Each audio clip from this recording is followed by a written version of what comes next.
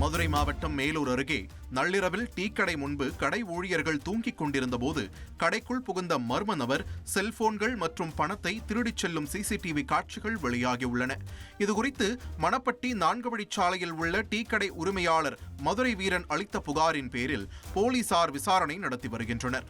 முகத்தை துணியால் மறைத்தபடி கடை முன்பு தூங்கிக் கொண்டிருந்த ஊழியரின் செல்போன் மற்றும் கடையின் உள்ளே இருந்த செல்போன் மற்றும் இரவு வியாபாரம் முடித்து வைத்திருந்த பணத்தை அந்த நபர் திருடிச் சென்றுள்ளார்.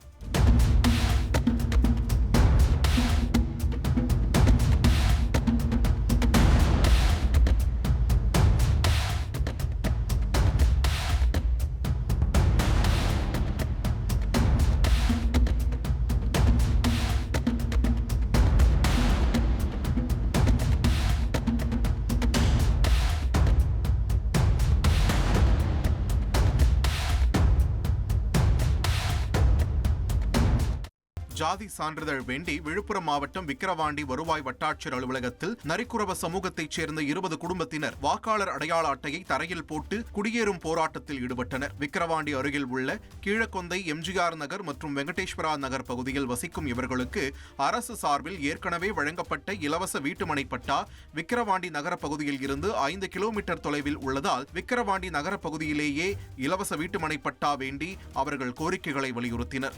அவர்களிடம் போலீசார் சமாதான பேச்சுவார்த்தையில் ஈடுபட்டனர். உங்கள் தந்தி ஒன் தொலைக்காட்சியில் அண்ணாமலை தினமும் மதியம் 12 மணிக்கு காணத் தவறாதீர்கள்.